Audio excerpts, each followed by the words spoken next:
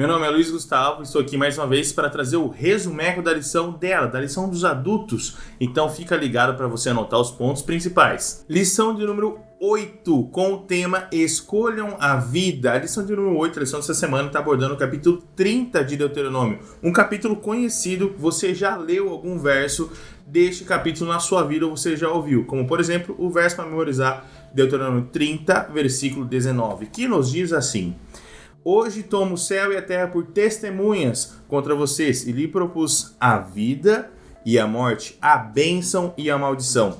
Escolham, pois, a vida para que vivam você e os seus descendentes. Deixa eu fazer uma pergunta. Se você pudesse escolher entre viver eternamente e morrer eternamente, o que você escolheria? Tá bom, Gustavo, você está pensando na eternidade. Se você pudesse escolher entre morrer e viver hoje, o que você escolheria? Provavelmente, se você está em sã consciência, você escolheria a viver esse dia de hoje. Deus, aqui, através de Moisés, propõe para o povo a vida. Esse texto deixa claro que Deus nunca quis a morte para o seu povo. Mas nós temos que lembrar que todo o povo de Israel, aquele povo de Israel, bem como nós, os nossos antepassados e quem virá depois, tem uma coisa chamada livre-arbítrio. Por mais que a vontade de Deus seja que nós não morramos, a escolha de morrer ou não está em nossas mãos. Teve um exemplo clássico que eu já falei e retorno a repetir. O sinal vermelho é para parar. Se eu passar o sinal vermelho e bater e vier a óbito, a escolha de ultrapassar o sinal vermelho foi de Deus ou foi minha? A escolha de ultrapassar o sinal vermelho foi das autoridades locais ou foi minha? A lei está ali, o caminho está ali posto, a regra é clara, não ultrapasse no vermelho. Você ultrapassou, você tem que estar pronto para colher as consequências de suas escolhas. Isso a gente vê claramente ali em Gênesis. Pega a sua Bíblia e volta lá em Gênesis capítulo 2. Você vê claramente esse mesmo exemplo que eu estou querendo te dizer aqui. Gênesis 2, nós vamos ler o verso 8 e o verso 9 inicialmente, e depois vamos o verso 15 e 17. Gênesis 2, verso 8 e verso 9. E plantou o Senhor Deus um jardim no Éden, na direção do Oriente, e pôs nele o homem que havia formado. Do solo fez o Senhor Deus brotar toda sorte de árvores agradáveis à vista e boas para alimento, e também a árvore da vida no meio do jardim, e a árvore do conhecimento do bem e do mal. Dá um pulo ali para o verso 15, do verso 15 ao verso 17 do capítulo 2 de Gênesis. Tomou, pois, o Senhor Deus ao homem e o colocou no jardim do Éden para o cultivar e o guardar. E o Senhor Deus lhe deu esta ordem: de toda a árvore do jardim comerás livremente, mas da árvore do conhecimento do bem e do mal não comerás, porque no dia em que dela comeres, certamente morrerás. O ser humano já é criado com uma escolha a ser feita. Ou você obedece a Deus, Adão e Eva, ou você obedece a Deus e continuam vivendo aqui no jardim do Éden, ou vocês desobedecem a Deus e vão colher os frutos dessa desobediência, que é a morte. Lógico que o contexto aqui estava falando da morte, tanto a primeira morte, que é o sono, como também a morte eterna, que é a consequência, que é a pior consequência do pecado. Pausa. Olha para mim aqui. Nós viemos existir, nós acreditamos que Deus nos criou do nada, do pó da terra e do fôlego de vida. O dom de vida dado por Deus foi que nos trouxe a existência. A morte eterna seria exatamente a inexistência disso aqui que a gente acabou de conversar. A morte eterna é pior do que se você morresse nessa vida, porque é como se você nunca tivesse existido, porque vai sumir qualquer resquício físico de você. Essa é a pior consequência do pecado, a morte eterna, fazer você voltar a ser nada, assim como você era antes de ser criado por Deus. E essa escolha estava na mão de Adão e Eva fazer. E como nós conhecemos a história, infelizmente os dois escolheram comer do fruto e assim desobedecer a Deus. E assim escolheram a morte. Dessa forma, a primeira morte passou a existir nesse mundo, e assim como a consequência da morte eterna, que é a nossa paga final pelo pecado. Temos que tomar cuidado com a nossa vida, porque a nossa vida é ditada por isso. Quando você vai lá em João 3,16, porque Deus amou o mundo de tal maneira que deu seu Filho unigênito para que todo aquele que nele crê não pereça, mas tenha a vida eterna. Preste atenção que o texto fala, para que todo aquele que nele crer não pereça, mas têm a vida eterna. Então, para eu ter a vida eterna, eu preciso crer em Jesus. Adão e Eva escolheram a morte eterna como consequência de suas ações, escolheram como consequência a morte eterna em escolha o seu pecado, e em contrapartida Deus já providenciou Cristo, onde nós podemos escolher a vida eterna, escolhendo seguir a Cristo e não ao pecado. Por que eu estou tomando isso como pano de fundo? Para você entender Deuteronômio 30, senão a gente não consegue contextualizar aqui. Tá? O contexto de Deuteronômio 30 é exatamente ligado a todo esse enredo. Vida, bênção e salvação. Morte, maldição e ruína. Essas sempre foram os destinos que nós temos à nossa frente. É até interessante que a lição quebra aquela ideia de predestinação. Deus nunca predestinou-nos, um para salvação e outro para perdição. Se dependesse de Deus, você vai perceber que Deus sempre nos predestinou a sermos salvos. A minha e a sua escolha é que fazem colhermos as consequências que não queremos. Na verdade, a gente quer fazer as escolhas de hoje sem colher as consequências de amanhã. E isso é um risco.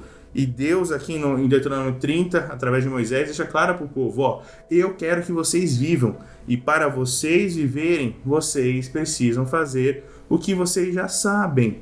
Na verdade, um repeteco aqui de tudo que a gente já viu em Deuteronômio. Então, na lição 8, então nós já vimos a aliança que Deus firmado ali com o povo, já vimos a vontade de Deus, já vimos o que o povo colheu dos erros do passado.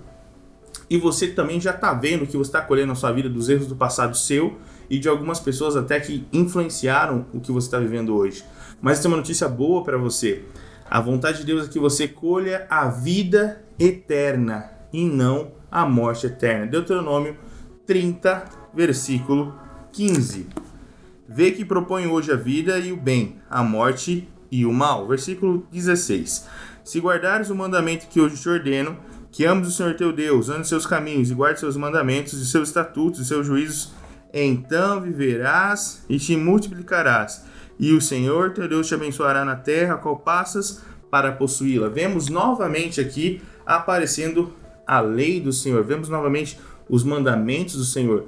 Não são os mandamentos que nos trazem salvação, mas os mandamentos, como já dito na lição passada, exteriorizam a minha escolha.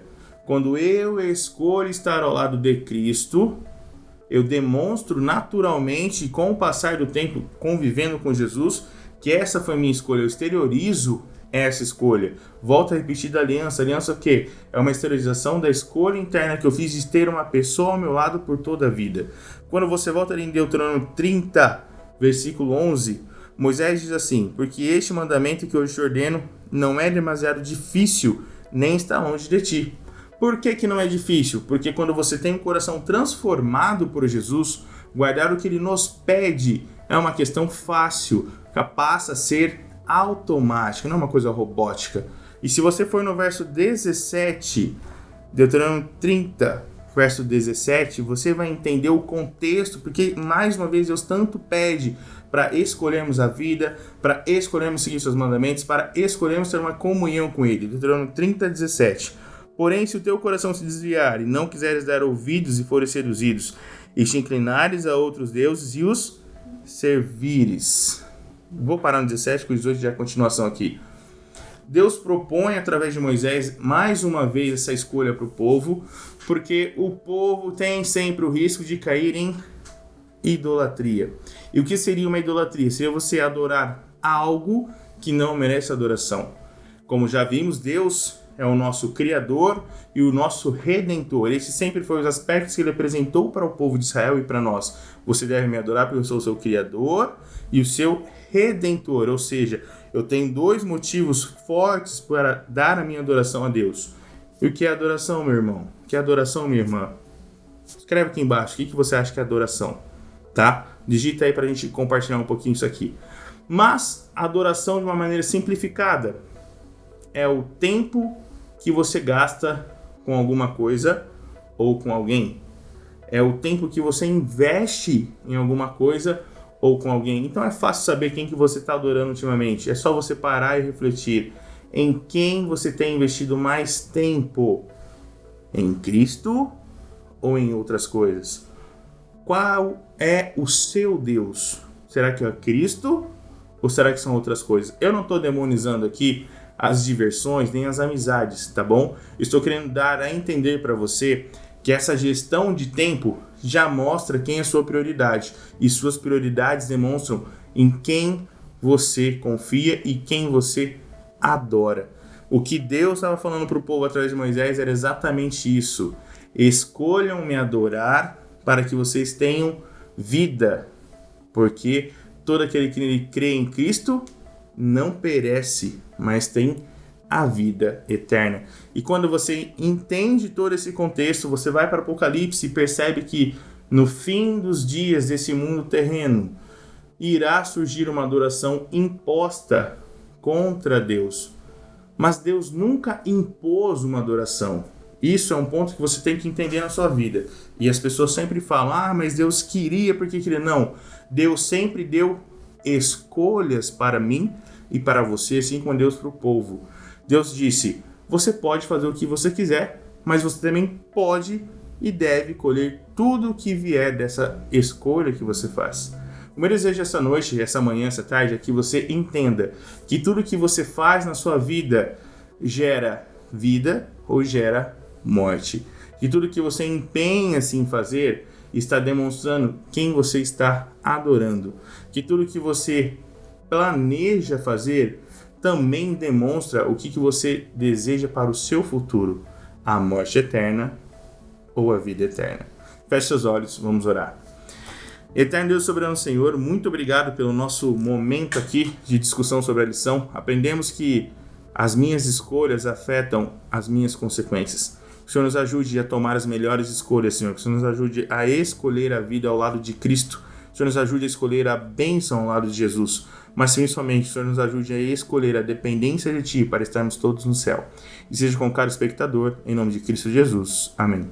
É isso aí, essa foi nossa lição de hoje. Espero que você tenha entendido que as suas escolhas afetam o seu futuro. Comenta aqui embaixo qual foi a melhor escolha que você fez até hoje e qual foi a pior escolha que você fez até hoje. Comenta quais foram as consequências que você absorveu dessas escolhas. Aproveita, se inscreve no canal, siga-nos nas redes sociais e não esquece de deixar o seu joinha. Forte abraço a todos.